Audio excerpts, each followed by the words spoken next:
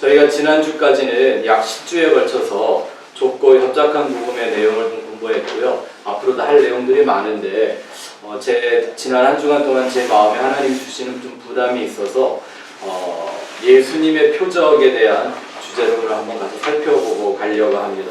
여러분들 잘 아시는 오병이어에 대한 말씀인데요.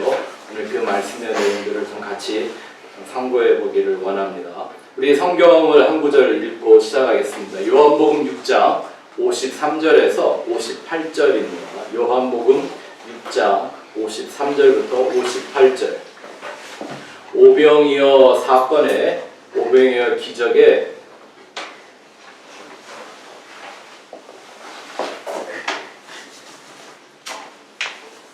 오병이어 기적의 그 주제가 되는 결론이 되는 말씀인데요. 같이 한번 읽도록 하겠습니다. 시작. 예수께서 이르시되 내가 진실로 진실로 너희에게 이르노니 인자의 살을 먹지 아니하고 인자의 피를 마시지 아니하면 너희 속에 생명이 없느니라. 내 살을 먹고 내 피를 마시는 자는 영생을 가졌고 마지막 날에 내가 그를 다시 살리리니 내 살은 참된 양식이요 내 피는 참된 음료로다. 내 살을 먹고 내 피를 마시는 자는 내 안에 거하고 나도 그의 안에 거하나니 살아계신 아버지께서 나를 보내심에 내가 아버지로 말미암아 사는 것 같이 나를 먹는 그 사람도 나로 말미암아 살리라. 이것은 하늘에서 내려온 떡이니 조상들이 먹고도 죽은 그것과 같지 아니하여 이 떡을 먹는 자는 영원히 살리라. 아멘. 사실 제가 지난주를 시작하면서 월요일 날 어떤 계기가 있어서요. 오병이어에 대한 그 마음이 이렇게 좀 꽂혀 있는 시간들이 좀 있었습니다. 그리고 저희가 목요일 날 모여서 성경 공부가 끝난 후에 잠깐 대화를 하는 중에 이 말씀을 좀 나누면 참 좋겠다라는 생각이 들어서 저희가 잠깐 멈췄던 예수님의 표적 오병이어에 대한 얘기를 좀 하려고 합니다. 아주 유명한 사건이죠. 오병이어는 이제 뭐 교회만 아니라 성경을 안 읽어본 사람도 오병이어 그러면 그게 무슨 뜻인지 다 알만한 그런 얘기입니다. 근데 정말 그 오병이어 사건의 진의를 세상이 알고 있는지 세상이 모르고 오해하는 거는 이해가 되는데 성경을 하나님의 말씀이요 예수 그리스도의 복음의 진리라고 믿는 교회들이나 성도들이 오해하고 있는 건 참 큰 문제가 아닐 수가 없죠. 오병이어 사건이 어떤 얘기인지는 뭐 다 아실 겁니다. 예수님께서 복음을 전하시던 그 시간이 오래가서 밥 먹을 때가 됐습니다. 근데 막상 사람들이 먹을 거 있는 걸 찾아봤더니 아무도 음식을 준비한 사람이 없더라는 거죠. 그때 어린아이 하나가 보리떡 5개, 물고기 2마리, 오병이어 이거를 갖고 있는 걸 알아서 이거밖에 없다 그랬더니 예수님이 그 오병이어에 축사하셔서 그걸 엄청나게 뻥튀기를 해갖고 남자만 5,000명이 먹고도 12광주리가 남았다고 하니까 남자만 5,000명이라고 그러면 적어도 여자들과 함께 했던 아이들까지 만약에 계산을 한다면 좋게 2만 명을 웃도는 이런 숫자들이 모였을 거라는 거죠. 그래서 그들의 배고픔을 해결해 주셨습니다. 오병이어가 그런 얘기인가요? 인생의 육신의 그 배고픔을 달래주기 위해서 오병이어라고 하는 작은 거를 예수님이 마술사처럼 엄청나게 뻥튀기를 해갖고 2만 명이 먹고도 남는 만큼의 양으로 만들어 그들을 배불리 먹였다. 그러니까 많은 경우에 이 사람들이 오병이어 기적의 사건을 가지고 그 기적의 재료가 됐던 그 어린아이의 그 도시락 보리떡 5개와 물고기 2마리 어린아이라도 요거 하나 드렸더니 그걸로 예수님이 그걸 축복해서 모든 사람이 그 복을 누리게 만들어줬다. 그러니까 우리가 뭐 오병이어가 되어야 된다, 뭐 우리도 그렇게 오병이어를 드리는 사람들이 되어야 한다는 등의 선동적인 설교들이 난무하죠. 여러분들이 지금까지 알고 있던 오병이어의 메시지가 그런 거 아닌가요? 죄송하지만 오늘 여러분들에게 그런 방향의 그런 선동적인 메시지는 예수님이 말씀하고자 원했던 진짜 복음의 메시지와는 정반대적인 해석이라는 걸 여러분들이 좀 배울 수 있기를 바라고, 그러면 진정 오병이어의 기적을 통하여 예수님이 우리에게 하시고자 원했던 얘기는 뭔가를 한번 좀 생각해 봐야 할 것 같습니다. 예수님이 오병이어라는 기적이라는 걸 베풀어 주면서 우리들에게 봐라, 오병이어지만 네가 너희들이 나한테 이런 거면 갖고 오기만 하면, 하는 말로 나한테 갖다 바치기만 하면 내가 엄청나게 뻥튀기 해줄게. 그러니까 우리 모두 예수 잘 믿고 오병이어가 되고 오병이어를 드리는 사람이 되어야 한다 라는 그런 얘기로 생각을 하고 있으시다면, 오늘 이 시간에 여러분들의 생각이 완전히 바뀌게 되기를 바랍니다. 한번 생각해 보십시오. 이 오병이어 사건의 주인공이 누구인가요? 이 오병이어를 가만히 들여다보면 거기에 약 몇 인물들이 등장합니다. 첫 번째는 예수님이 나오고, 두 번째는 제자들이 나오고, 세 번째는 이름도 안 써있는 어린아이 얘기가 나오고, 그리고 그 어린애가 가지고 있던 오병이어가 나오고, 남자만 5,000명이었다고 하는 약 배고픈 무리들이 나옵니다. 자, 이 5 등장인물들 중에 누가 이 스토리의 주인공일까요?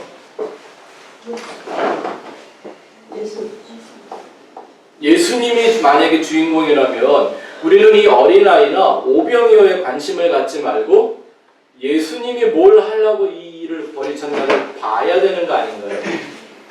근데 오병이어라는 표적을 이름까지 그렇게 붙여놓고 그 어린아이가 갖고 있던 오병이어를 막 얘기하면 누구를 주인공으로 하는 얘기인가요? 예수가 주인공이 아니라 예수는 그냥 마술이나 부려주는 겉다리고, 예? 그 어린아이가 오병이어 뒤여서 이런 기적이 일어났다고 얘기하면 누가 주인공이 되는 거예요? 그 오병이어 갖고 있던 어린아이가 주인공이 되어버리고 마는 거잖아요. 그런데 사실 이 오병이어의 사건을 그냥 우리가 단순하게 이렇게 해서 배불리 먹고 끝났다고도 볼 수가 있지만, 문제는 오병이어에 관련된 말씀이 거기서 끝나지 않다라는 거예요. 요한복음 6장 전체가 오병이어에 관련된 거예요. 사실 예수님이 이 세상에 보여주신 표적, 이런 기적들 중에 오병이어만큼 해석이 분분한 표적들이 이렇게 흔하지 않습니다. 제가 신학교 다닐 때는요, 90년도 초반에는 어떤 얘기들이 좀 있었냐면, 어떤 해석들을 하는 사람들이 나타나서 이 오병이어의 그 진짜의 본질을 해치려고 했냐면, 사실은 예수님이 뻥튀기 한 게 아니다. 어린아이가 오병이어를 내놓고 그거를 이 제자들이 나눠주면서 이렇게 막 늘어나는 걸 보고서는 다 자기가 몰래 숨기고 있었던 도시락 꺼내놔서 그게 12광진이나 남은 거다, 이런 식으로 얘기를 하는 사람이 있었습니다. 또 요즘 등장하고 있는 오병이어의 기적에 대한 다른 해석들이 있는데, 그게 뭐냐면요, 이건 제가 하는 말이 아니라 예루살렘 신학교 안에서 원어를 히브리어, 아람어 이런 걸 다 공부한 신학자가 하는 말인데요, 5,000명을 먹였다는 건 잘못된 번역입니다 라고 얘기하는 얘기도 있습니다. 5,000명을 먹인 게 아니라, 생각해봐라 이런 거죠. 저희가 성지순례 가서 예수님이 오병이어 기적을 행했을 거라고 상상하는 그 산에 가봤는데요, 2만 명씩 앉아있을 수 있는 자리가 없어요. 그리고 생각해보세요. 어떻게 2만 명을 모아놓고 그 시대 사람이 육성으로 설교를 했겠어요? 예? 무슨 예수님이 무슨 화통을 삶아 먹으신 것도 아닐 텐데. 근데 이 사람이 연구를 해보니까 원어를 아람어와 히브리어에 다 그걸 연구해서 보니까 5,000명이 아니라 어떤 얘기를 생각하냐면 5명의 천부장, 왜 이스라엘 그 당시에는 천부장, 500부장, 100부장 이런 게 있었다 그랬죠? 자기 군사가 1,000명이면 천부장이고 군사가 100명이면 100부장이에요. 그러니까 천부장 5명이 모여 있었다라는 말을 5,000명이라고 번역을 잘못한 거다라는 이런 해석들도 나와요. 예. 그리고 또 12광주리가 남았다 그러는 것도요. 번역을 다시 원본이나 사회사본을 읽어보면 광주리 12개가 남았다는 얘기가 아니라 거기 모여있던 이스라엘의 12지파가 다 먹었다라고도 해석을 할 수 있다. 뭐 이런 얘기가 막 책으로 나와요. 요즘은요. 예. 근데 제가 여러분이 드리고 싶은 말씀은요. 그게 뭐 5,000명이었던 뭐 5만 명이었던 혹은 5명이었던 저는 그런 해석과는 상관이 없습니다. 뭐 그거야 이러면 어떻고 저러면 어떨까요? 왜냐하면 예수님이 지금 보여주고 원하시는 건 오병이어라는 보리떡 5개 물고기 2마리라는 이 숫자가 아니고 그걸 몇 명이 먹고 몇 개가 남았다고 하는 숫자의 문제가 아니라 그 안에 담겨서 예수님이 전해주고 싶어 하시는 메시지가 중요한 거기 때문에 사실 그거는 5,000명이라도 좋고 500명이라도 상관이 없어요. 12광주리가 아니라 120광주리가 남았어도 혹은 12광주리가 모자랐어도 그건 중요한 게 아니에요. 제 말의 뜻을 이해하시겠습니까? 그죠? 이 오병이어 사건을 통해서 예수님이 하나님이 주시는 구원의 생명에 대하여 잘못 알고 있던 그 인생들에게 하나님이 인생에게 주기를 원하시는 생명은 이런 거야 라고 말씀해 주시는 그 메시지가 중요한 거죠. 오늘 여러분들과 그 내용을 좀 살펴보려고 하는 겁니다. 오늘 우리가 본문을 읽었던 요한복음 6장 이 말씀은요. 요한복음은 21장으로 되어 있는데 그 21장 중에 가장 긴 장입니다. 71절로 되어져 있는데요.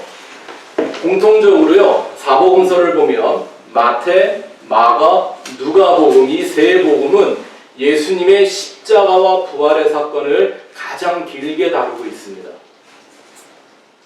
예수님의 십자가와 부활에 대한 기록을 가장 길게 기록을 하고 있는데 이 사도 요한만큼은 그러지 않습니다. 오히려 십자가 사건을 그냥 훅훅 지나가 버린대요.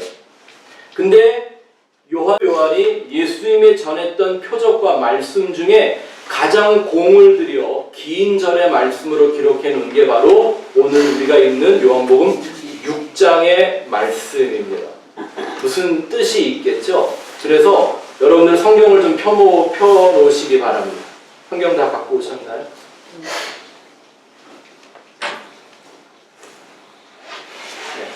성경을 좀 봐보시면서 네. 오늘은 제가요 짧은 시간이지만 요한복음 전체를 한번 반드시 우리가 볼 수 있어야 되는 말씀의 내용으로 좀 한번 살펴보려고 합니다. 자, 주보에도 제가 요한복음을 6장 전체를 좀 구분을 해놨는데요. 크게 4가지 부분으로 나누어 볼 수가 있습니다. 1절부터 15절까지는 오병이어의 사건이고요. 16절부터 21절은 그날 밤에 예수님이 제자들에게 오병이어의 기적을 보여주셨던 그날 밤에 일부러 제자들을 풍랑이 있는 바다로 던지십니다. 그리고 22절부터 66절까지는 다음 날 예수님을 찾아온 무리들과 예수님의 제자들과의 일문일답이 진행됩니다. 이게 아주 굉장히 중요한 부분입니다. 유대인들은 그 당시에 어떤 신앙관을 가졌고 예수님은 그 신앙관을 어떻게 고쳐주시는가 이 얘기가 이 요한복음 6장 전체에 기록되어 있는데요. 놀라운 건 예수님께서 생명의 진리를 다 선포하고 나니까 어떤 일이 생겼나요? 막 거기 모인 사람들이 그 말씀을 막 은혜롭게 받아들고 막 감동을 받아서 아멘하고 찬송하고 화답했나요? 아니요. 마지막 부분에 예수님의 말씀을 듣고 사람들이 다 떠나가더라 라고 예수님을 버리더라 라고 기록하고 있습니다. 자, 그 내용들을 우리가 좀 한번 같이 살펴보면서 여러분의 성경을 한 절 한 절 이렇게 봐가며 봤으면 참 좋겠습니다. 처음부터 한번 볼까요? 1절부터 15절까지는 오병이어 사건이 있습니다. 이 사건은 여러분들이 뭐 다 잘 알고 계실 얘기이기 때문에 뭐 다른 설명은 안 드리겠습니다. 근데 아까 말씀드린 것처럼 성경은 다 예수 그리스도에 대한 말씀이라고 그랬죠. 오병이어 사건의 주인공은 어린아이도 아니고 오병이어라는 떡도 아닙니다. 왜냐하면 다시는 그 얘기가 없잖아요. 어린아이는 이름도 없어요.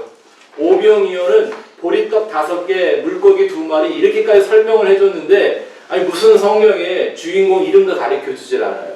그러니까 어린아이도 오병이어도 주인공이 아니라는 거예요. 이 역사를 이루는 예수님이 주인공이죠. 그걸 우리가 오병이어가 기록된 말씀 속에서 찾아볼 수가 있단 말입니다.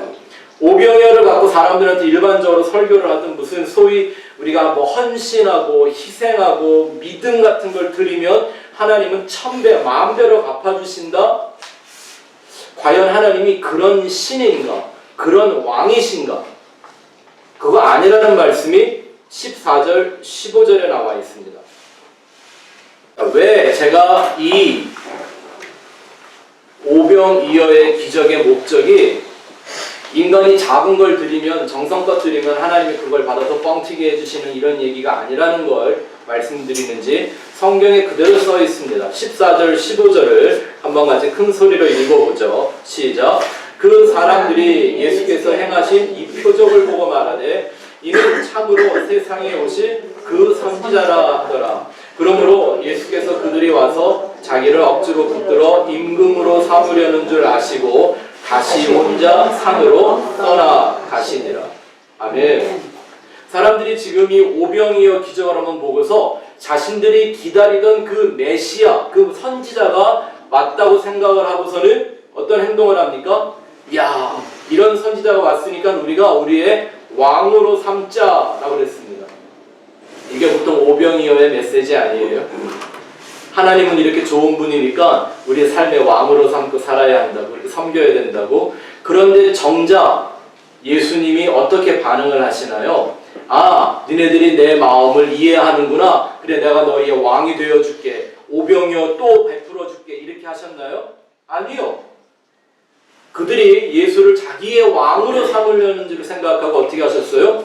사람들을 피해 도망가셨어요. 그리고 재미있는 건 예수님이 그렇게 피하시고 나니까 또 어떤 일이 벌어졌냐면 사람들이 그냥 흩어져 버렸어요. 아니, 이런 거 아니에요? 원래 이렇게 막 모여 있다가 배가 고프다고 이제 제자들이 얘기를 하니까 아, 오늘 공부할 게 더 많은데 다음 수업을 하기 위해서는 뭘 좀 먹고 해야 되겠구나. 이러면 이제 이렇게 좀 그렇게 멋진 기적을 베푸서라도 먹이시고 또 다음에 무슨 또 설교를 하시고 이러면 좀 이게 분위기가 아, 이게 그런 거지라고 이해가 되는데 어떤 일이냐면 먹고 다 집에 갔어요. 설교도 안 하시고요. 아니, 그럴 걸 집에 가서 먹으라고 그러지 굳이 그 자리에서 그걸 왜 먹이셨을까요? 오병이어나 성경을 우리가 볼 때요, 이런 관찰을 할 수 있어야 정말 예수님이 하시는 일을 본단 말입니다. 안 그러면 모든 걸 그냥 물질적으로만 해석을 하죠. 잘 보세요. 오늘날 자칫 잘못하면 현대 기독교가 이런 오병이어와 같은 표적이나 기적을 갖고 얘기하면서 우리가 그 하나님을 막 우리의 신으로 우리의 왕으로 삼아 이렇게 봉사하고 섬기면 내가 오병이어 같은 거 드리면 하나님은 그 위에 1000배, 10,000배로 갚아주시는 분이라고 얘기를 하는 게 안 되는 거죠. 왜? 예수님이 그거 싫다고 그러셨잖아요. 그들을 피해 떠나가 버리셨어요. 나는 그런 대우 받으러 온, 그런 섬김을 받으러 온, 이렇게 오병이어로 쇼를 해서 사람들을 배불리 먹이기 위해 인간의 육의 배고픔을 채워주기 위해 온 메시아나 선지자가 아니라는 것을 이렇게 증거해내시는 거죠. 도망가시는 거예요. 그러니 잘 한번 생각해 보세요. 오늘날 그 오병이어 같은 걸 들여서 복 받자고 그러는 사람들이 나타나면 그들이 모여 막 기도하고 노래 부르고 예배하고 막 그러면 하나님이 어떻게 하실까요? 아유, 기특한 내 새끼들, 그리고 거기 막 임재해 주셔서 막 복을 베풀고 그러실까요? 예수님은 진리라면서요. 영원 불변하시는 진리라면서요. 그러니까 이런 땐 이렇게 하고 저럴 땐 저렇게 하고 하시면 안 되잖아요. 오병이어를 먹고 그것에 막 감동해서 예수님에게 홀딱 반해갖고 주님, 나 당신이 좋아요, 나의 왕 되어주세요 라고 오는 사람들 도망간 예수님이라면 오늘날 예수님도 역시 똑같이 그러셔야 할 거 아닙니까? 아멘? 잘 듣고 계시다가 혹시 질문이 있으시면 이렇게 노트를 해놓으시고서 나중에 우리가 여러분들이 대화를 좀 잘 하시면 좋을 것 같아요. 자, 그 다음에 이제 16절부터 21절에 가서 보면 예수님이 그 오병이어를 경험한 그 제자들을 풍랑이는 바다에 그냥 내보내세요. 일부러 예수님이 배를 안 타시고 제자들만 내보내요. 근데 어떤 일이 생기나요? 제자들이 반쯤 그 풍랑에서 배를 접고 가다가 우리가 도저히 감당할 수 없다 이러니까 그 순간에 어떤 일이 생겼습니까? 예수님이 물 위로 걸어오시는 거예요. 뭐 거두절미하고 지금 오늘은 그 얘기를 할 시간이 없으니까. 근데 이 성경이 얼마나 신비한 기록을 갖고 있냐면 예수님이 배에 오르시자마자 그 배가 건너편에 닿았더라 이렇게 얘기를 해요. 마치 배가 순간 이동을 한 것처럼 성경이 기록하고 있어요. 여기에 이 교회 시대 전체를 예수님의 재림의 의미를 담고 있는 메시지가 있는데 그건 나중에 저희가 시간이 나면 따로 한번 살펴보기로 하고요. 자, 이제 본론은 22절부터입니다. 22절부터 26절까지 예수님이 가버나움 회당에서 이제 가르치기를 시작하시는데 그 자리에서 제자들을 비롯한 많은 다양한 무리들과 함께 일문일답을 하십니다. 그들이 질문을 하고 예수님은 그 질문에 대답을 해주고 그게 세 가지의 또 우리가 그 대목을요 세 가지로 구분을 해볼 수가 있는데 22절부터 33절에는 전날 보여주셨던 오병이어와 광야에서 사람들이 먹었던 만나가 어떤 연관성이 있는가에 대한 얘기를 해주십니다. 그리고 두 번째 34절부터 51절까지는 광야에서 그 만나를 먹었던 사람들이 광야에서 다 죽었다라고 하는 얘기를 해주십니다. 그리고 세 번째 52절부터 65절까지는 그러니까 너희들은 그런 만나를 먹지 말고 참 생명의 떡인 나를 먹어야 한다라는 말씀을 해주십니다. 이게 굉장히 중요한 메시지죠. 뭐가 신앙인가? 제가 지난 목요일날 여러분들하고 성경 공부를 하고 대화를 할 때 신앙은 예수 그리스도를 내 안에 가지는 것, 나와 예수가 하나 되는 것 외에는 아무 목적이 없다고 말씀을 드렸습니다. 내가 교회를 오래 다녔고 성경에 대한 지식들이 다 있고 해도 내 안에 예수와 하나 된 그 연합, 영적 연합을 갖지 못하면 그건 온전한 신앙 아니라 그랬고 하나님의 구원이 그들에게 주어질지는 누구도 장담할 수가 없다는 말씀을 드렸습니다. 자, 오늘 이 말씀을 보면 왜 그 신앙 밖에는 우리가 하나님의 천국의 구원에 도달할 방법이 없는지 나오는데요. 이제 한번 우리가 중요한 구절들을 한 절씩 보면서 제가 좀 설명을 드릴게요. 자, 25절 말씀을 한번 가서 읽어보시겠습니다. 이제 일문일답이 시작되는데 25절 시작. 바다 건너편에서 만나 라비여 언제 여기 오셨나이까 하니. 자, 사람들이 이제 어제 오병이어를 한번 그 기적을 맛보고 나서는요 예수님을 기다리는 마음이 생겼어요. 왜? 얼마나 좋아요. 지금도 먹고 살기가 힘든 시대인데 이 시대는 더 했을 거 아닙니까? 예수님이 오니까 예수님이 그냥 기도 한 번에 오병이어가 뻥튀기 돼갖고 2만 명이 먹고 나니 얼마나 좋아요. 오늘도 예수님이 그런 쇼 한번 보여주시면 되잖아요. 예수님을 랍비라는 말은 유대인들이 자기의 스승을 부르는 최고의 존칭이었단 말입니다. 자, 근데 예수님이 26절, 27절에 아주 냉정하게 대답을 하십니다. 26절, 27절을 읽어보죠. 시작. 예수께서 대답하여 이르시되 내가 진실로 진실로 너에게 이르노니 너희가 나를 찾는 것은 표적을 본 까닭이 아니요 떡을 먹고 배부른 까닭이로다. 썩을 양식을 위하여 일하지 말고 영생하도록 있는 양식을 위하여 하라. 이 양식은 인자가 너희에게 주리니 인자는 아버지 하나님께서 인치신 자니라. 아멘. 자, 어제 오병이어 먹었다고 막 흥분해서 모여있는 사람들에 대하여 예수님이 뭐라고 말씀하시냐면, 지금 너희가 나를 찾고 있는 이건 먹고 배부른 거지, 하나님이 나를 통해 보여주신 내가 그 구원자라는 표적을 본 까닭이 아니다라는 거예요.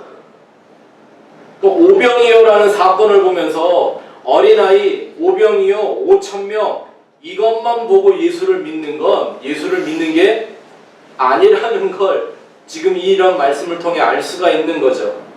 이해가 되십니까? 제가 오병이어 말씀에 대해서 반론을 드리는 거요. 이미 이것은 예수님이 분명히 전해주실 증거할 메시지가 있어서 일부러 오병이어라는 사건을 인생들에게 던져놓은 거죠. 왜요? 그들의 배고픔을 채워주려고 하는 게 아니라 그 인간들이 가지고 있는 하나님에 대한 그릇된 신앙을 들춰내시기 위하여 먹인 겁니다. 그렇게 보실 수 있을까요? 그들의 배고픔을 예수님이 불쌍히 여겨서 아유, 나를 내 얘기를 들어주느라고 이렇게 애를 쓰는데 밥이라도 한 끼 맛있게 먹여서 보내줘야지 라는 이런 마음이 아니라, 봐라 너희들의 인생이 실제가 어떤지 그들 속에 감추어져 있는, 그들이 하나님 부르지만 하나님을 온전히 섬기지 못하고 하나님의 목적에 도달하지 못하는 이유가 뭔지를 들춰내기 위해서 오히려 오병이어를 먹이신 겁니다. 그렇게 볼 수 있겠죠. 그 얘기가 지금 쭉 진행이 되잖아요. 그러면서 예수님이 하신 말씀이, 너희들은 지금 나를 찾아와서 뭘 구하는 거예요? 썩을 양식을 구하고 있다라고 고발을 하십니다. 우리가 아무리 겉으로 나는 뭐 예수님 이래서 믿어요, 저래서 믿어요, 그래도 예수님은 그 마음의 중심을 알고 계신다라는 거예요. 그쵸? 왜 제가 예수를 믿는다는 사람들 속에서 어떠한 이유서라도 기복주의나 신비주의나 무슨 긍정의 힘이나 형통의 원리나 이런 것들을 다 박살을 내고 다 쓰레기통에 내던지게 만드는 이유가 뭐냐 하면, 예수님이 그걸 아시는 분이기 때문이다. 목사는 속이고 사람은 속여도요, 예수는 속일 수 없는 것 때문입니다. 자, 그랬더니 이 말을 들은 사람들이 예수님에게 다시 이제 반문을 합니다. 28절, 29절 같이 읽어보죠. 시작. 그들이 묻되 우리가 어떻게 해야 하나님의 일을 하오리까? 예수께서 대답하여 이르시되 하나님께서 보내신 일을 믿는 것이 하나님의 일이니라 하시니라. 자, 여러분이 많이 익숙하게 들었던 구절이죠. 이 사람들이 금방 예수님한테 이런 핀잔 한 번을 받고 나니까 금방 얘기하는 게 뭐냐면, 그럼 우리가 어떻게 하면 하나님 일 하겠습니까? 어떻게 영생하도록 있는 양식을 위하여 어떤 일을 하면 됩니까? 라고 물어봐요. 도대체 뭘 좀 더 하면 되겠냐? 이런 거죠, 그러면. 네? 우리가 어떻게 행하면 우리가 영생을 얻는 양식을 얻을 수 있겠냐? 라고 그러는데, 그 하나님의 일이라는 거에 대한 정의 자체가 이 무리들이 갖고 있던 것과 예수님이 갖고 있던 게 달라요. 자, 예수님이 그들에게 뭐라고 대답을 하셨다고 그래요? 하나님께서 보내신 일을, 누구 얘기하는 거죠? 예수님 지금 자기 자신을 얘기하는 거예요. 나를 믿는 것이 바로 영생하도록 있는 양식을 위하여 하는 하나님의 일이다, 이렇게 얘기하잖아요. 이런 말을 들었을 때 사람들이 얼마나 답답했을까요? 우리가 도대체 어떤 일을 하면 되냐고 물어봤는데 예수님은 나를 믿는 게 일이야, 이렇게 얘기하셨다. 그죠?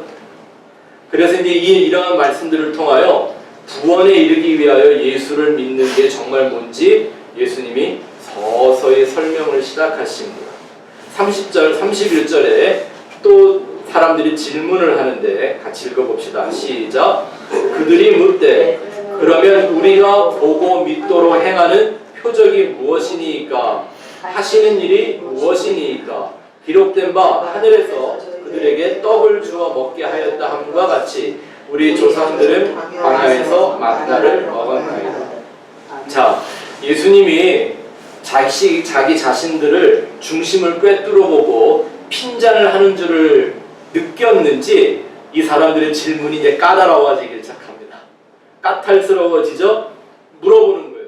그래? 우리가 당신을 믿어야 된다고 한다면 도대체 뭘 보고 믿으면 돼? 어떤 표적을 우리가 믿으면 되냐? 그러면서 이 사람들이 딱 드러낸 얘기가 뭐예요? 모세와 그 광야 시대에 그 백성들이 만나 먹었던 얘기를 툭 던져놓는 거예요.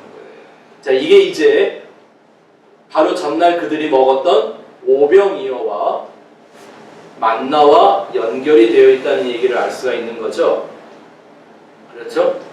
근데 참 잘 보세요. 어저께 그 오병이어를 먹고 예수님 왕 만들겠다고 찾아온 인간들이 예수님이 나를 믿는 게 하나님 일하는 거야 이 말 한마디 했다고 뭔 그따구 소리를 하냐. 오늘 우리가 원하는 떡이나 한 번 더 만들어 주지 뭘 널 믿으라고 말하냐. 그러면 우리한테 또 다른 표적을 보여줘봐. 지금 이러고 있는 거죠. 예수님이 말 한마디를 날카롭게 던져놨더니 사람들이 속에 가지고 있던 그 거짓에 빠져있던 본질이 지금 다 들춰지고 있는 겁니다. 이게 지금 예수님이 원하시는 거죠. 오병이어를 먹여놓고 그것을 통하여 자기의 본질들을 드러내는 이 사람들에게 진짜 생명의 메시지를 주고 싶었던 거예요. 지금 이 유대인들은 어떤 문제에 빠져있냐면요. 여러분 이 말씀을 한번 잘 들어보셔야 합니다. 여러분들이 이런 말씀을 듣고 그 말씀을 나에게 적용을 좀 시킬 수 있어야 참 좋은데 이 유대인들은요. 대본의 어떤 표적, 선지자의 표적을 얘기할 때 모세와 광야와 만나 얘기를 했던 까닭은 뭐냐면 이 사람들은 어떻게 생각하냐면 우리는 모세의 후손들이고 하나님이 그렇게 선택해서 선민사상이라고 그러죠. 하나님이 선택해서 애굽에서 구출해낸 하나님의 백성들이고 하나님이 우리를 선택했기 때문에 광야에서 만나를 주시면서까지 우리를 다 먹인 우리가 그 민족이다 이거죠. 이 자부심이 대단했죠. 유대인들은 지금까지도 그 자부심이 굉장하죠. 우리가 선민이다라고 하는 이 사상 말입니다. 근데 이러한 역사적 사건을 갖고 자기들을 선민으로는 여기는데 뭐는 깨닫지 못하고 있는 거예요. 뭐는 잊어먹고 있어요. 그렇게 광야에서 만나를 먹었던 조상들이 약속의 땅에 들어갔나 못 들어갔나? 이건 지금 관심이 없어요. 제가 여러분들에게 출애굽기를 같이 공부할 때 우리는 성경 66권, 완성된 66권을 갖고 있기 때문에 한 장 한 장의 내용이 우리에게 시사하는 바가 어떤가를 다 말씀을 드렸죠. 특히 이 40장 중에 뒤에 한 5장 정도는 사람들이 뭘 해서 막 성공하고 성막을 완성하고 막 부흥하고 이런 기록이 역사적 기록에 나와 있는 것 같으나 실상 하나님이 그 기록을 통해 우리에게 말씀해주고 싶은 거 그거 했는데 왜 약속의 땅에 못 들어갔을까를 보여주는 거라고. 왜 뭐 배우신 지 벌써 한 1년 됐기 때문에요. 네? 근데 지금 자신들이 유대인이라고 말하면서 그런 사건이 있었다라는 걸 갖고 자신들을 선민으로 여기긴 하는데 왜? 그럴수록 자기들의 자부심, 자존감 이런 게 높아지는 것 같으니까. 근데 뭐는 깨닫지 못하고 있어요. 아니 그랬던 우리 조상들은 왜 약속의 땅에 들어가지 못하고 광야에서 다 죽었지? 그거에 대해 예수님이 말씀하시는 거예요. 그러니까 전날 예수님이 오병이어를 그들에게 먹인 것은 그들의 배고픔을 달래주는 축복이 아니었고 사실은 그들의 불신앙을 드러내기 위한 하나의 전주곡과 같은 거였다라고 봐야 하겠죠. 아멘. 예수님이 그런 생각을 갖고 있는 이스라엘 사람들에게 말씀하십니다. 32절부터 33절 같이 읽어보겠습니다. 시작. 예수께서 이르시되 내가 진실로 진실로 너희에게 이르노니 모세가 너희에게 하늘로부터 떡을 준 것이 아니라 내 아버지께서 너희에게 하늘로부터 참 떡을 주시나니 하나님의 떡은 하늘에서 내려 세상에 생명을 주는 것이니라. 이게 만나를 주셨던 것의 목적이죠. 우리가 체육 때 배웠지만 만나는 하나님이 붙여놓은 이름이 아니에요. 누가 붙인 이름? 광야에 있던 그 백성들이 이게 뭐야? 그리고 붙인 이름이 만나라니까요.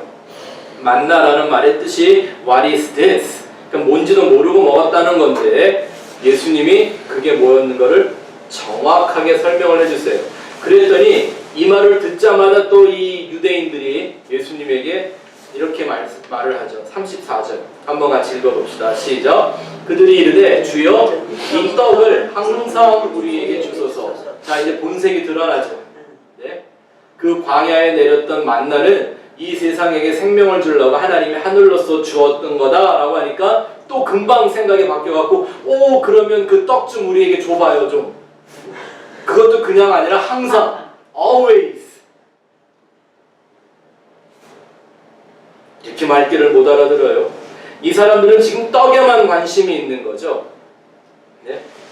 오병이어 사건을 보면서 이걸 그냥 하나님의 뻥튀기 능력으로 해석하는 사람들이나 이 말씀을 그렇게 이해하고 있는 사람들하고 뭐가 다를까요? 이게 지금 똑같은 말이죠.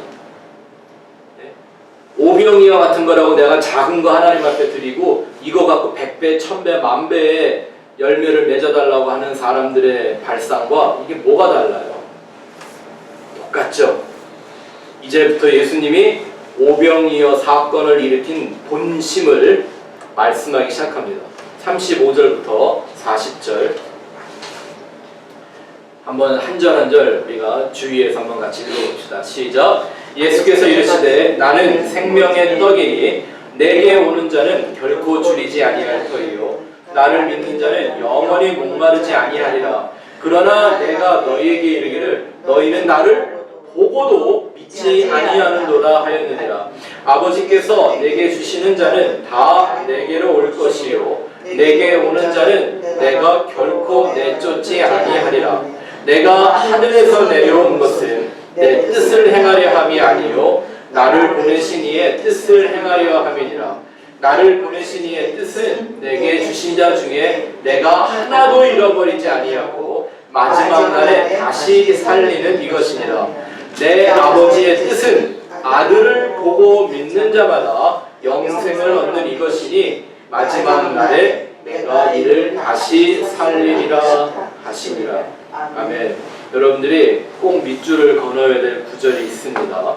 뭐 내가 생명의 떡이다 이런 말은 여러분들 아시는 말씀이지만 37절에 가서 보시면 아버지께서 내게 주시는 자는 이라는 말에다 밑줄을 보내십니다.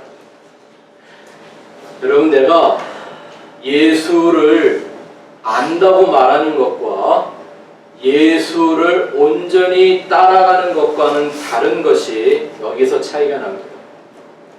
예수라는 존재를 우리가 지식적으로, 역사적으로, 종교적으로 얼마든지 배워서 알 수가 있습니다. 그 내 힘으로 가능하고요. 내가 조금만 노력을 하면 됩니다. 책도 보면 되고 뭐 이런저런 얘기 들어보면 다 알 수 있습니다. 그런데 정작 예수를 온전히 만나 예수와 같은 아들이 되는 영생을 얻는 건 누가 하시지 않는 한 되지 않는다?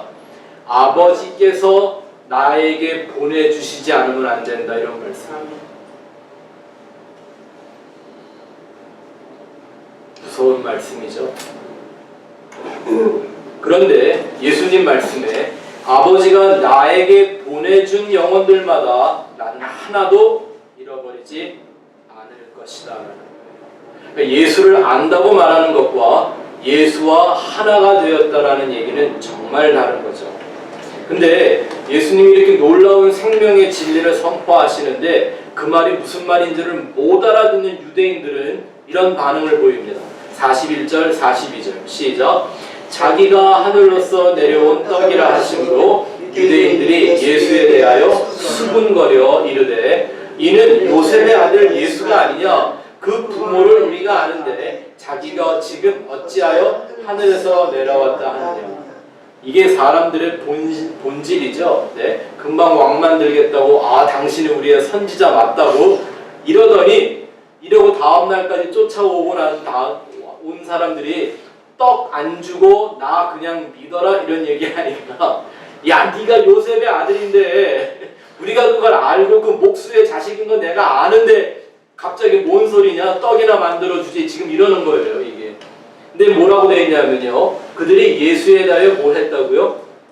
수군거리다 라는 말이 있잖아요. 이 말은 원래 헬라어로 정확하게 번역을 하면 불평불만을 중얼거리다 라는 말이에요. 예수에 대하여 지금 자신을 하나님이 보내신 생명의 떡이다 나를 믿는 것 외에는 다른 생명의 길이 없다라고 말하자 사람들이 불평불만하며 중얼거렸다는 얘기예요. 이거 어디서 많이 보던 장면 아닙니까? 이스라엘 광야에 있던 사람들이 하나님이 여러분 만나 먹는 것도 하루 이틀이지 40년을 매일 먹어봐요. 네. 뭐 했다 그랬어요? 광야에 있던 사람들이 약속의 땅에 들어가지 못한 첫 번째 이유 불평, 불만을 멈추지 않아요. 누구에 대하여? 하나님에 대하여. 지금 이런 장면들이 오버랩되고 있죠. 그 광야의 이스라엘 백성들 만나를 먹으면서도 하나님의 뜻이 뭔 줄 몰랐던 그 이스라엘 사람들과 오병이어의 기적을 보고도 그 오병이어가 상징하는 뜻이 뭔 줄을 말을 해줘도 못 알아듣는 이 사람들이 지금 이렇게 오버랩되고 있는 거예요. 이게 바로 예수님이 지금 그 전날 오병이어를 먹이신 목적이라니까요. 그들의 실체를 드러내시고 너희들은 너희 조상 광야의 그 사람들과 다를 게 하나도 없는데 이제 그 구원의 길이 무엇인지를 설명하시는 거예요. 자, 43절에서 51절까지 예수님이 대답하시는데 이걸 한번 읽어봅시다. 시작. 예수께서 대답하여 이르시되 너희는 서로 수군거리지 말라. 자, 보세요. 여러분 절대 어디 가서 수군거리지 마세요. 이상하게 성경에 보면 사람들이 이렇게 수군거리는 거 불평불만을 말하는 건요 하나님이 그냥 다 아신대. 어떻게 그런 소리 이렇게 잘 들으셔. 네? 정말 내가 간절한 마음으로 부르짖는 소리는 들려도 못 들은 시적하는 것 같은데 어떻게 요런 건 딱 듣고 있다가 하나님 와서 내가 다 들었어 이러신단 말입니다. 절대 어디 가서 수군거리지 마세요. 자, 그 다음 줄부터 볼까요? 시작. 나를 보내신 아버지께서 이끌지 아니하시면 아무도 내게 올 수 없으니 오는 그를 내가 마지막 날에 다시 살리리라. 선지자의 글에 그들이 다 하나님의 가르치심을 받으리라 기록되었은지 아버지께 듣고 배운 사람마다 내게로 오느니라. 이는 아버지를 본 자가 있다는 것이 아니니라.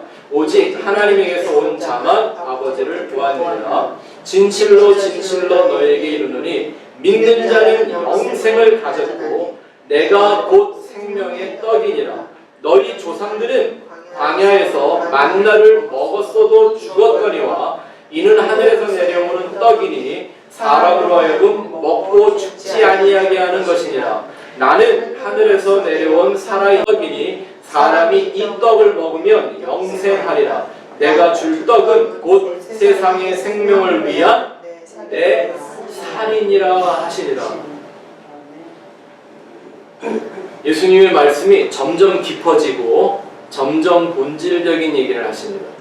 지금 내가 바로 하나님이 보낸 그 아들이고 내가 바로 이 세상의 생명의 떡이다라고 말해도 그것도 받아들일 수가 없어서 거부감을 보이고 불평불만하며 수근덕거리는 그 사람들에게 예수님은 그들을 억지로 이해시키려고 하지 않고 그들에게 더 본질적인 더 깊이 있는 메시지를 정하십니다. 말씀하시기를 아버지에게 듣고 배운 사람이 아니면 내게로 올 수가 없다. 이 세상에 그 아버지가 주시는 떡이 있는데 바로 그 떡은 뭐다? 내 살이다 이렇게 얘기를 하세요. 야, 이게 지금 점점 더하죠. 예수님을 떡으로 말하더니 이제는 그 떡을 먹어야 되는데 그 떡이 내 살이라는 거예요. 지금 예수님은 유대인들이 역사를 보고도 깨닫지 못했던 그 광야의 만나의 역사를 설명을 해주시는 거예요. 너희 조상들이 왜 광야에서 만나를 먹었어도 구원받지 못하고 거기서 다 엎드려져 죽을 수밖에 없었던지 그거를 깨달아야 하지 않느냐라는 거죠. 지금 만약에 이 시대에 이 말씀을 우리에게 적용한다면 이런 거죠. 너희들이 주일마다 교회 가고 모일 때마다 뭐 예배한다 그러고 말씀을 배운다 그러고 막 그러는데도 병도 고치고 귀신도 쫓아내는 일을 했는데도 불구하고 그들이 하나님 나라에 들어가지 못하게 되는 이유를 왜 생각해보지 않느냐라는 거예요. 이게 똑같은 거예요. 그냥 내가 갖고 있는 오병이어와 같은 걸 어떤 걸 드리면 하나님이 그냥 나 복 주겠지 라고 생각하는 그 사람들과 내가 그냥 모여서 적당히 예배하고 성경 배우고 뭐 나 예수 믿는다고 고백하며 이렇게 세상에서 착한 사람들로 살아가다 보면 어느 날 하나님이 나한테 영생복을 주시겠지 이런 막연한 기대가 똑같은 거라는 거예요. 광야에서 만나를 먹고도 죽은 그 조상들과 다를 바가 하나도 없다고 하는 엄청난 경고가 지금 이 안에 들어있죠. 그러면서 하시는 말씀이 내가 그 아들이고 내가 그 떡이고 내가 그 살이다 라고 얘기하시는 거예요. 그러니 진정한 믿음과 신앙의 목적은 뭐밖에 없어요? 예수라는 떡, 예수라는 살을 먹어야 하는 거예요. 근데 이것이 아버지에게 듣고 배워야 한다는 거죠. 성령에 대한 말씀이죠. 자, 52절을 한번 읽어볼까요? 얘네들이 또 수군덕거립니다. 52절 시작. 그러므로 유대인들이 서로 다투어 이르되 이 사람이 어찌 능히 자기 살을 우리에게 주어 먹게 하겠느냐. 뭐 당연히 할 수 있을 만한 질문이죠. 아니 자기를 그 아버지가 보낸 아들 선지자라고 말한 것까지는 그냥 그런 거 했는데 자기가 바로 그 생명의 떡이라고 얘기를 하더니 이제는 아예 한술 넣어서 내 살 먹어야 된다 이러니까 당연히 사람들이 그러죠. 야 우리가 식인종도 아닌데 어떻게 네 살을 뜯어 먹으라고 하는 거냐. 이게 지금 이 유대인들의 영적 수준이죠. 그냥 모든 걸 육적으로 물질적으로 생각해요. 이게 허망한 율법주의에 빠져 있는 거예요. 오병이어 기적을 보면서 어린아이처럼 오병이어 줬더니 하나님이 천배 만배 갚아주셨다. 이게 신앙인 줄을 알고 있는 사람들하고 똑같은 거예요. 근데 그들에게 예수님이 이제 본격적으로 참된 신앙, 참된 구원의 길이 무엇인지 충격적인 선언을 하십니다. 그게 우리가 오늘 읽었던 본문인데 다시 한번 읽어보죠. 53절부터 58절 말씀 시작. 예수께서 이르시되 내가 진실로 진실로 너희에게 이르노니 인자의 살을 먹지 아니하고 인자의 피를 마시지 아니하면 너희 속에 생명이 없느니라. 내 살을 먹고 내 피를 마시는 자는 영생을 가졌고 마지막 날에 내가 그를 다시 살리리니 내 살은 참된 양식이요 내 피는 참된 음료로라. 내 살을 먹고 내 피를 마시는 자는 내 안에 거하고 나도 그의 안에 거하나니 살아계신 아버지께서 나를 보내심에 내가 아버지로 말미암아 사는 것 같이 나를 먹는 그 사람도 나로 말미암아 살리라. 이것은 하늘에서 내려온 떡이니 조상들이 먹고도 죽은 그것과 같지 아니하여 이 떡을 먹는 자는 영원히 살리라. 이 말씀은 예수께서 가버나움 회당에서 가르치실 때 하셨습니다. 자, 이제 한술 더 뜹니다. 내 살을 먹는 것뿐만 아니라 뭐도 하래요? 내 피까지 빨아먹으래요. 이게 지금 다 인생들은 무슨 예? 좀비로 만들어 놓고 있는 그런 얘기처럼 들리지 않습니까? 근데 여러분 잘 보세요. 예수님 말씀하시기를 내 살을 먹지 않고 내 피를 마시지 아니하면 뭐가 없다? 생명이 없대요. 한번 여러분들에게 제가 당돌한 질문 한번 하죠. 여러분들이 예수를 믿는다고 살아오신 온 생애 동안 예수님의 살을 먹고 피를 마신다는 것에 대해서 얼마나 생각하셨나요? 이 얘기에 대해서 얼마나 고민하셨나요? 여러분의 신앙과 교회에 대한 여러분들의 열심 속에 정말 내가 속해 있는 어떤 교회나 사람인 걸 둘째치고 이걸 통해 어떻게든지 내가 그 생명을 얻기 위해, 영생을 얻기 위해 예수의 살을 먹고 예수의 피를 마시는 게 뭔 줄 얼마큼 연구해 보셨나요? 그래서 제가 거듭거듭 말씀드리는 거예요. 신앙은 예수를 얻는 것이지 기독교라는 종교를 얻는 게 아니라고요. 저는 제가 전에도 한번 간증같이 한 말씀을 드렸지만 제가 십자가의 도와 그 예수님에 대한 말씀을 새롭게 깨달으면서 저한테 이런 말씀이 얼마나 두렵고 떨림으로 다가왔는지 몰라요. 아니, 예수님 분명히 그러셨잖아요. 내 살을 먹고 내 피를 마시자니 하면 너희 속에 생명이 없는 거다 그랬는데 내가 예수님의 살을 먹고 피를 먹는 게 뭔 줄 몰라. 그러면 내 안에 뭐가 없다는 얘기예요? 생명이 없다는 거예요. 아니, 뭔 소리에 내가 예수님 믿고 예수님 영접하고 내가 한때 내 안에 정말 누구도 뺏어가지 못하고 흔들지 못하는 구원의 확신을 가져갔던 사람인데, 근데 성경을 보니까 내가 알고 있는 그 영생의 방법과 예수님이 우리에게 말씀하시는 영생의 방법이 이렇게 다른 거예요. 누구도 나한테 예수의 살을 먹는 게 뭔지, 그 피를 마시는 게 뭔 줄 가르쳐 준 적이 없어요. 언제나 한번 들어보냐 하면 성찬식 할 때. 그러면 이거 맨날 모일 때마다 성찬하라는 얘기인가요, 이게?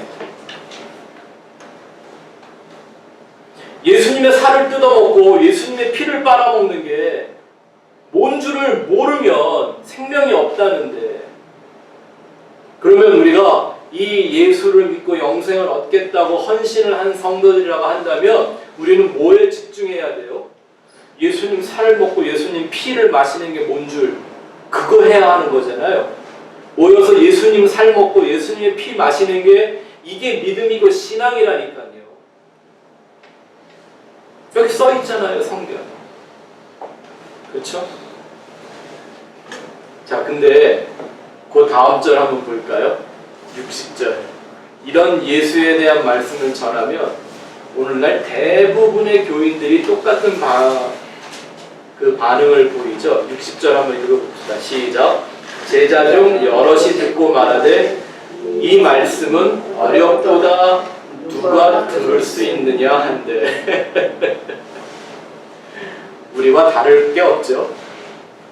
뭐예요? 야, 도대체 이게 무슨 말이야?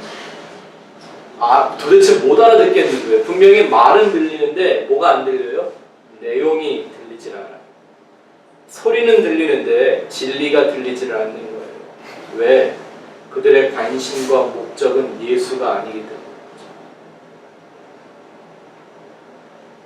여러분의 신앙이 이 예수 그리스도를 먹고 마시는 거에 집중하고 있지 않다면, 그걸 알기 위해서 몸부림치고 있지 않다면, 좀 제가 죄송한 말씀이지만 그런 영혼들의 구원은 누구도 장담할 수가 없습니다. 그 안에 생명이 없다고 그랬잖아요. 이런 말씀을 전해주지 않고 어떻게 영생 받으라 소리를 그렇게 쉽게 할 수 있는지 저는 잘 모르겠습니다.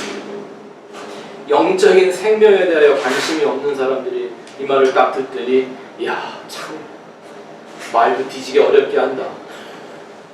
누가 이걸 알아듣겠냐? 지금 이렇게 반응을 했다는 거예요. 그러면 여러분, 예수를 먹고 마신다는 뜻이 무슨 말일까요? 제가 이 말이 뭔 줄 모르다가 어느 날 영어를 한마디, 영어 센텐스를 하나를 듣고 이게 무슨 말인지 조금 이해할 수가 있었어요. 영어 이런 말이 있더라고요. You are what you eat. 그렇죠? 무슨 말인지 아시죠? 이 정도 영어는 하시죠? You are what you eat. 너는 네가 뭘 먹느냐로 존재한다, 이런 뜻이란 말이에요. 내가 뭘 먹는 사람인가? 내가 무슨 생각을 해서가 아니라 뭘 먹느냐로 내가 결정된대요. 그렇죠. 몸에 안 좋은 거 먹으면 병나고 몸에 좋은 거 먹으면 건강해지고 이런 것처럼 내 안에 건전하고 올바른 생각을 집어넣으면 내가 건전하고 올바른 사람 되고 내 안에 쓰레기 같은 생각들을 집어넣으면 나는 쓰레기가 되는 거랑 똑같잖아요. 그쵸? 그러니까 그 부분에 대해서는 나중에 다시 말씀을 드리겠지만 우리가 이 예수라는 살을 예수라는 피를 어떻게 먹고 어떻게 마실 수 있겠습니까? 방법은 하나밖에 없죠. 말씀이죠. 말씀. 말씀이 육신이 되었다 그랬잖아요. 그 말씀이 예수라는 살과 피로 우리에게 찾아온 거예요. 그러니까 이제 눈에 보이는 예수가 없는 우리들에겐 어떻게 하는 게 예수의 살과 피를 먹는 거죠? 예수라는 말씀과 진리만을 먹고 마시는 거예요. 그게 내 안에 들어와 이 세상에 속한 나의 옛자, 광야에서 만나를 먹고도 죽을 수밖에 없었던 나의 옛사람을 지워버리고 예수 그리스도라는 살과 피라는 말씀으로 나의 존재를 다시 세우는 거예요. 그게 바로 영생이 있다라고 말하는 거예요. 자, 61절부터 65절의 말씀 보시겠습니다. 예수님이 이제 한 걸음 더 나가 마지막으로 제자들에게 도전하는 말씀이 나오는데 같이 읽어봅시다. 61절부터 65절 시작. 예수께서 스스로 제자들이 이 말씀에 대하여 수군거리는 줄 아시고 이르시되 이 말이 너희에게 걸림이 되느냐? 그러면 너희는 인자가 이전에 있던 것으로 올라가는 것을 본다면 어떻게 하겠느냐? 살리는 것은 영이니 육은 무익하니라. 내가 너희에게 이른 말은 영이요 생명이라. 그러나 너희 중에 믿지 아니하는 자들이 있느니라 하시니 이는 예수께서 믿지 아니하는 자들이 누구며 자기를 팔 자가 누구인지 처음부터 아심이라. 또 이르시되 그러므로 전에 너희에게 말하기를 내 아버지께 오게 하여 주지 아니하시면 누구든지 내게 올 수 없다 하였노라 하시니라.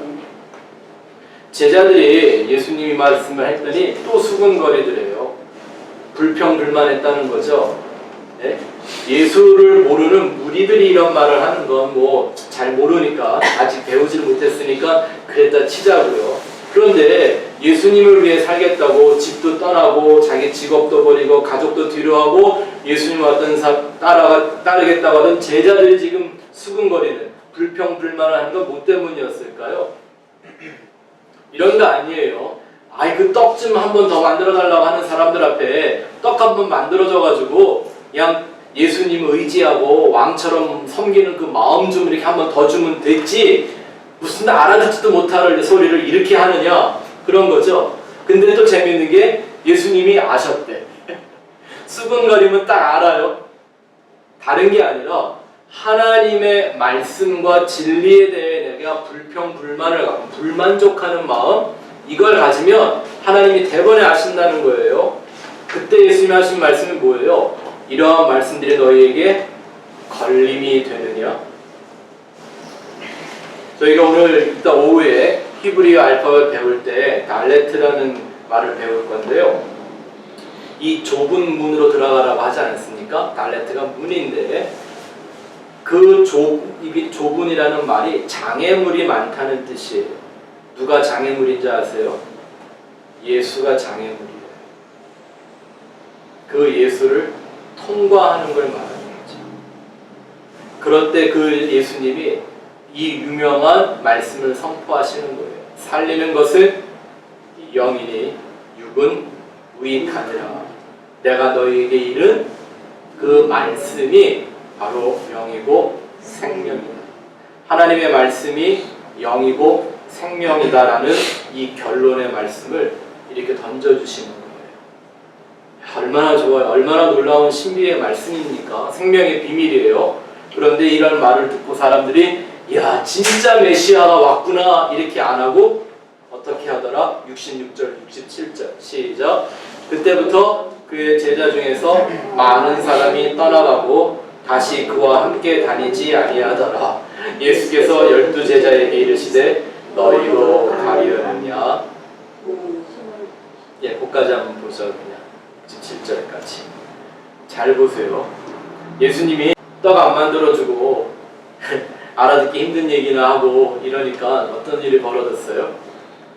이걸 알기 배우기 위해서 더 헌신하는 제자들이 나왔다 이게 아니라 제자 좀 많이 떠나가 버렸대요. 그러고 나니까 그 남아있는 제자들에게 또 하신 말씀이 너희도 가려면 가라. 이걸 잘 보셔야 돼요. 구원의 역사라는 건 하나님이 숫자가 아쉬워서 무조건 사람을 불러 모으시는 것이 아닙니다. 아버지가 보내는 사람들을 구별해내는 겁니다. 그래서 이러한 말씀들이 귀에 들리고 마음에 부닥쳤을 때 아버지가 가르치는 것처럼 듣고 배우고 깨닫는 사람들이 있는가 하면 1000번 만번을 말해줘도 못 알아듣는 사람들이 있는 겁니다. 우리의 남은 생에 우리가 예수를 믿는다고 신앙생활 한다면서 해야 될 가장 열정적으로 해야 되고 내 마음에도 쉬지 않는 열정이 하나 있어야 한다면 예수의 살을 먹고 예수의 피를 먹는 게 뭔지를 배워가는 겁니다. 성경의 말씀을 통해서. 그래서 You are what you eat. 내가 그 먹는 예수라는 존재가 내 안에 이루어지기를 바라는 마음. 성경은 그것만을 영생이라고 말하고 있습니다. 자, 이제 오병이어에 대하여 가지고 있던 여러분들의 선입견이나 흔하게 들어왔던 그런 이상한 오해된 메시지로부터 생각들이 좀 많이 바뀌셨습니까? 그렇죠? 그리고 왜 우리의 신앙이 교회 모여서 뭐 하고 드리고 바치고 이런 것이 아니라 예수 그리스도를 알아가는 것이 최고의 일이라는 것 여러분들 마음속에 다시 한번 새기시는 시간이 되고 여러분들의 일생이 이 말씀의 실제적 의미를 날마다 깨달으며 그 은혜를 맛보는 삶이 되시기를 주의 이름으로 축원합니다.